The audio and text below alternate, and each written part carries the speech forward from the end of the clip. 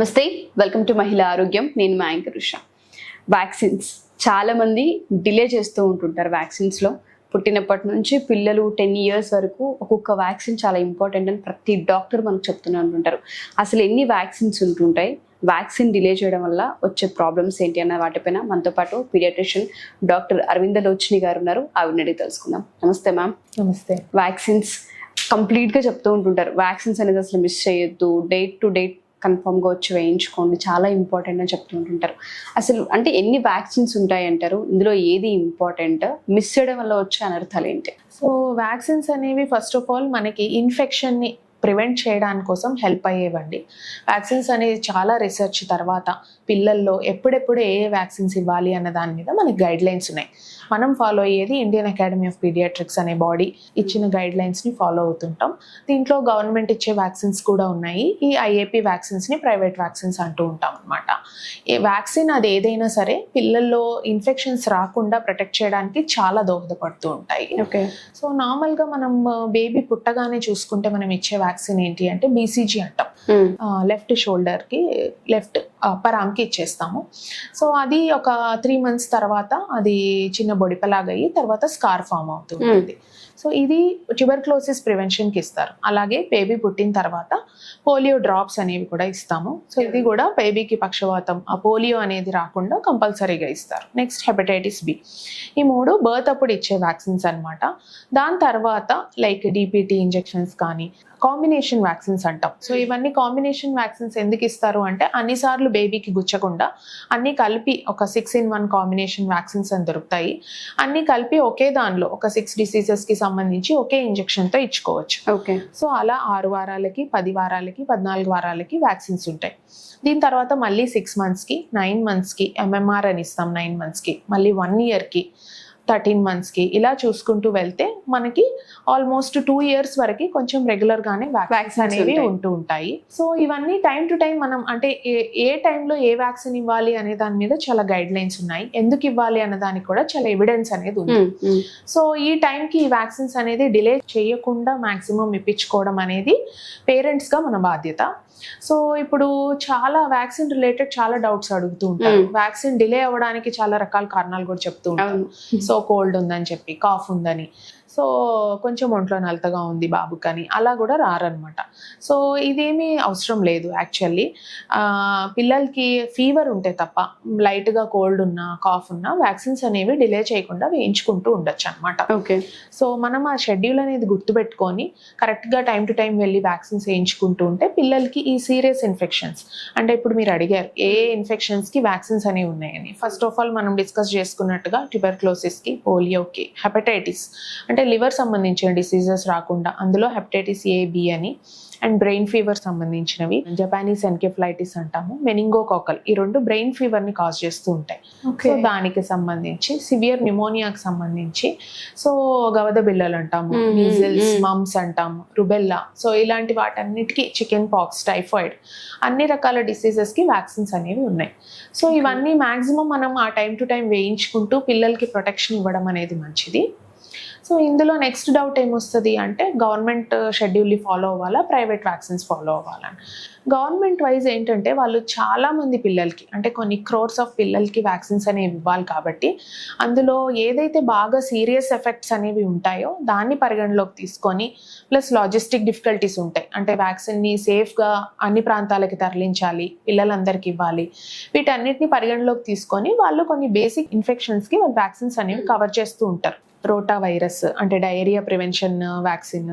So ఇవి కూడా మనం జపానీస్ ఎన్కెఫలైటిస్ అనుకున్నాం, ఇవి కూడా గవర్నమెంట్ షెడ్యూల్లో యాడ్ అయ్యాయి, వాళ్ళు ఇస్తున్నారు. ఓకే.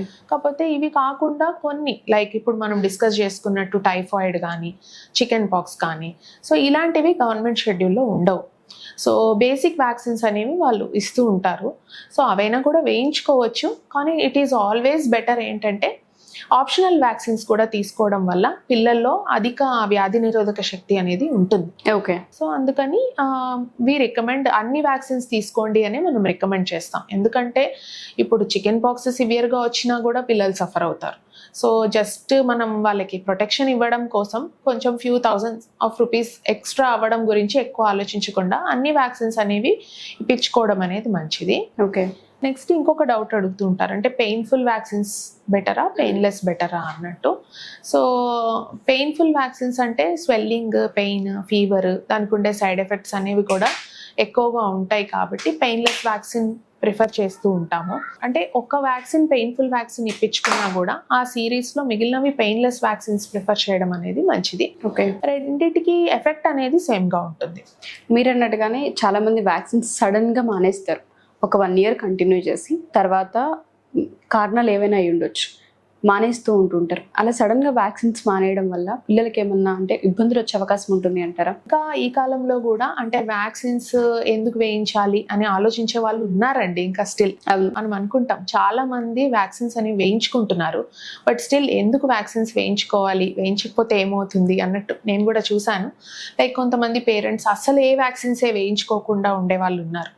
సో అలా ఎప్పుడు చేయకూడదు. ఈ డిసీజెస్ అనేవి మనం ఏవైతే ఇప్పుడు మాట్లాడుకున్నామో, టెటనస్ కానీ పోలియో కానీ, ఇవన్నీ ఎంత ప్రమాదకరమైనవో మనకు తెలుసు. సో పిల్లలకి ఆ ప్రొటెక్షన్ అనేది మనం కంపల్సరీగా ఇవ్వాలి. అండ్ మనం మాట్లాడుకున్నట్టుగానే డిలే చేయకుండా, కొన్ని అనివార్య కారణాల వల్ల డిలే అవ్వచ్చు. సో వెంటనే మీరు ఎప్పుడైతే అది మీ పని అనేది అయిపోతుందో ఆ తర్వాత వెంటనే వచ్చి ఆ వ్యాక్సిన్స్ని ఇప్పించుకోవడం, కంప్లీట్ చేయడాన్ని క్యాచప్ వ్యాక్సినేషన్ అంటాం. సో అలా కూడా మనం కంప్లీట్ చేసుకోవచ్చు. సో అది మీరు మీ డాక్టర్తో మాట్లాడుకొని క్యాచప్ వ్యాక్సిన్స్ ఏ ఏజ్ వరకు ఇవ్వచ్చు అన్నది వాళ్ళు చెప్తూ ఉంటారనమాట. సో అలా అయినా సరే వ్యాక్సిన్స్ని ఆ షెడ్యూల్ని దాని ప్రకారం కంప్లీట్ చేసుకోవడం అనేది పిల్లలకి మంచిది. ఇంకా ఈ 2 years తర్వాత ఇంకా పెద్ద పిల్లల్లో 5 yearsకి బూస్టర్, మళ్ళీ 10 yearsకి. సో ఆ 10 years ఏజ్లో మళ్ళీ టెటనస్ బూస్టర్ ఒకటి and cervical cancer prevention vaccine అని ఒకటి రీసెంట్గా ఉంది, అందరిలో ఇస్తున్నాము. సో ఇది కూడా ఒకటి అడుగుతూ ఉంటారు, సర్వైకల్ క్యాన్సర్ వ్యాక్సిన్ అనేది అబ్బాయిల్లో కూడా వేయించాలా అన్నది. వేయించాలి. ఎందుకంటే ఈ సర్వైకల్ క్యాన్సర్ కాజ్ చేసే వైరస్ హ్యూమన్ పాపిల్లోమా వైరస్ అంటూ ఉంటాం. ఓకే, సో ఇందులో 4 strains-కి సంబంధించి వ్యాక్సిన్ అనేది ఉంటుంది. క్యాన్సరే కాకుండా అంటే అమ్మాయిల్లో సర్వైకల్ క్యాన్సర్ వస్తుంది అనేది అందరికీ తెలుసు. సో అది వ్యాక్సిన్తో ప్రివెంటబుల్. అబ్బాయిల్లో కొన్ని warts and sexually transmitted diseases అనేవి ఉంటూ ఉంటాయి కాబట్టి వాట్స్ అంటాం, అది కూడా ఒక రకమైన జబ్బే. సో అవి రాకుండా ప్రివెంట్ చేసుకోవడానికి అబ్బాయిల్లో కూడా అబ్బాయిల్లో 9 years అబౌవ్ పిల్లల్లో కూడా, అబ్బాయిలు మోర్ దెన్ 9 years ఉన్న వాళ్ళల్లో సర్వైకల్ క్యాన్సర్ వ్యాక్సిన్ అనేది కూడా తప్పనిసరిగా వేయించుకోండి. ఓకే, సో వ్యాక్సిన్స్ అనేది ముందు జాగ్రత్త చర్యగా ప్రతి పిల్లలకి కూడా వేయిస్తే మీరు అన్నట్టుగానే ఏవైతే డేంజరస్ అని మనం మాట్లాడుతూ ఉంటుంటామో, మలేరియా కావచ్చు, టైఫాయిడ్ కావచ్చు, బ్రెయిన్కి సంబంధించిన మెదడు వ్యాపు, ఇటువంటివి ఏవైతే హెల్త్ ఇష్యూస్ ఉంటూ ఉంటాయో వాటన్నిటిని ముందు జాగ్రత్త పడి మనం ప్రివెంట్ చేసే అవకాశం ఉంటూ ఉంటుంది. సో వ్యాక్సిన్స్ అనేది డిలే చేయకుండా ఉండడమే మంచిది అని చెప్పొచ్చు అంటారా? డిలే చేయకూడదు, టైంకి వేయించేసుకుంటూ ఉండాలి. కానీ కొన్ని కారణాల వల్ల డిలే అయితే క్యాచప్ వ్యాక్సిన్స్ వేయించుకోవచ్చు. ఓకే, సో ఇంకా ఇది వేయించలేము అన్నది కూడా ఏమనుకోకర్లేదు. సో మీ డాక్టర్ సలహా ప్రకారం మీరు అంటే మిస్ అయిపోయిన వ్యాక్సిన్స్ని వేరే నెక్స్ట్ షెడ్యూల్ వ్యాక్సిన్స్తో కలిపి అలా కూడా తీసుకోవచ్చు. డెఫినెట్గా. So better late than never లాగా మనం వ్యాక్సిన్స్ని కంప్లీట్ చేసుకొని పిల్లలకి ప్రొటెక్షన్ ఇచ్చేలాగా చూసుకోవాలి. అండ్ వ్యాక్సిన్ తర్వాత కొంచెం మైల్డ్గా ఫీవర్ రావచ్చు, ఒక 1-2 days. సో దానికి మెడిసిన్స్ కూడా ఇస్తారు ఫీవర్ని తగ్గించుకోవడానికి. దాంతో భయపడి కూడా మనం వ్యాక్సిన్స్ని అవాయిడ్ చేయొద్దు. అండ్ మనం పల్స్ పోలియో క్యాంపెయిన్కి వెళ్ళి వేయించుకోవాలా అన్నది కూడా అడుగుతూ ఉంటాం. మీ పిల్లలకి మీరు రెగ్యులర్గా ఒక షెడ్యూల్ ప్రకారం వేయిస్తూ ఉంటే కూడా government once in a year పిల్లలందరికీ పల్స్ పోలియో అని వేస్తారు. అదేంటంటే హర్డ్ ఇమ్యూనిటీ, అంటే ఓవరాల్గా ఇప్పుడు ఇండియాలో పోలియో అనేది లేదు. అది మళ్ళీ రాకుండా ఎవరికి ఒక్కరికి వచ్చినా కూడా మళ్ళీ అందరికీ స్ప్రెడ్ అయ్యే అవకాశం ఉంటుంది కాబట్టి మళ్ళీ రాకుండా అందరికీ ఒకేసారి ఇస్తారు. సో దాన్ని పల్స్ పోలియో అంటాం. అది హర్డ్ ఇమ్యూనిటీ. హర్డ్ అంటే ఏంటి, ఒక మంద కదా. సో అందరికి ఒకేలాగా ఇమ్యూనిటీ రావడానికి ఇస్తూ ఉంటారు. సో మీరు రెగ్యులర్ వ్యాక్సిన్ షెడ్యూల్లో ఉంటే కూడా ఈ గవర్నమెంట్ అనౌన్స్ చేసినప్పుడు మాస్ క్యాంపెయిన్స్ ఉన్నప్పుడు MR క్యాంపెయిన్ అలా కూడా పెట్టారు కదా. సో అప్పుడు కూడా వెళ్ళి వేయించుకోవచ్చు. వేయించుకోవడం అనేది మంచిది. డెఫినెట్గా ma'am. Thank you ma'am. Thank you so much.